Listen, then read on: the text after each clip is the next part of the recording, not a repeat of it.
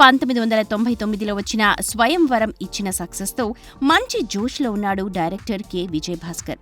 ఇక అద్భుతాలు రావాలని రాసిపెట్టున్నప్పుడు కాలం ఆటోమేటిక్గా సహకరిస్తుంది అన్నట్టు ఎంట్రీ ఇచ్చింది ఉషా కిరణ్ మూవీస్. మనసు మమత ద్వారా బాలనటుడిగా ఉషా కిరణ్ ద్వారానే పరిచయమైన తరుణ్ హీరోగాను ఆ సంస్థ ద్వారానే పరిచయం అవ్వడం కోఇన్సిడెంట్. ఇక కావాల్సింది హీరోయిన్. రాజీవ్ మెనన్ యాడ్లో తరుణ్కి రిచా సరిగ్గా సరిపోవడం నటించడంతో తననే ఎంపిక చేశాడు రవికిషోర్. ఇక అప్పట్లో కమర్షియల్ సినిమాలకి కేరాఫ్ అయిన కోటి అద్భుతమైన ట్యూన్స్ ఇస్తే వాటికి తనదైన పదాలతో ప్రాణం పోశారు సిరివెన్నెల, భువనచంద్ర.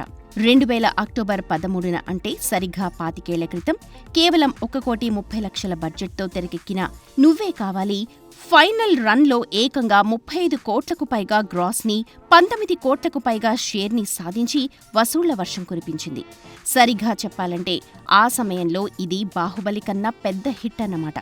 ఇక 20 సెంటర్స్లో 200 రోజులాడిన ఈ సినిమా 6 సెంటర్స్లో ఏకంగా 365 రోజులు ఆడటం ఒక సంచలనం. ఇక కొన్ని సెంటర్స్లో అయితే ఏకంగా 400 రోజులు ఆడి తెలుగు సినిమా ఇండస్ట్రీకి సరికొత్త సవాలు విసిరింది. ఇక నైజాం ఏరియాకి సంబంధించి 7 కోట్ల రూపాయల షేర్ దాటిన మొదటి చిత్రంగా నిలవడం విశేషం. 100వ రోజున ఆర్టీసీ క్రాస్ రోడ్స్లోని ఓడియన్ థియేటర్ కాంప్లెక్స్లో అభిమానులు భారీగా తరలిరావడంతో 3 థియేటర్స్లో షోలు ప్రదర్శించడం అప్పట్లో ఒక రికార్డ్. ఇక ఈ చిత్రాల్లోని పాటల్లో మరీ ముఖ్యంగా అనగనగా ఆకాశం ఉంది పాట కొన్నేళ్ల పాటు ఊపేసింది. అది లేకుండా ఏ కాలేజ్ ఫంక్షన్ కూడా జరిగేది కాదంటే కోటి మ్యూజిక్ ఎంత మ్యాజిక్ చేసిందో అర్థమవుతుంది. ఇక ఎక్కడ ఉన్నా పక్కన నువ్వే, కళ్లలోకి కళ్ళు పెట్టి చూడవెందుకు అనే సాంగ్స్ ఇప్పటికీ లూప్ లైన్స్లో వినిపిస్తూనే ఉంటాయి. ఇక త్రివిక్రమ్ తన మాటలతో మంత్రమే వేశాడు.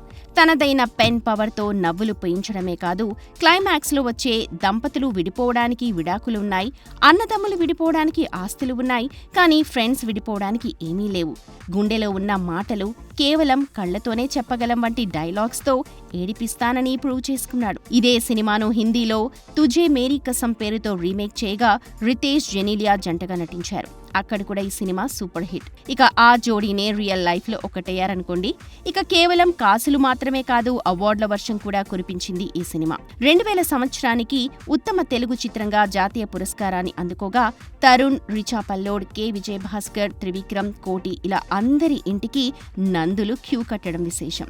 మొత్తానికి ప్యూర్ ఎమోషన్స్తో it's not a love story అనే ట్యాగ్తో వచ్చిన ఈ సినిమా సమరసింహారెడ్డి, కలిసుందాంరా సినిమాల రికార్డులని బద్దలు కొట్టింది కాబట్టే 25 ఏళ్లైనా ఇంకా ఈ సినిమా గురించి మాట్లాడుకుంటూనే ఉంటాం కూడా.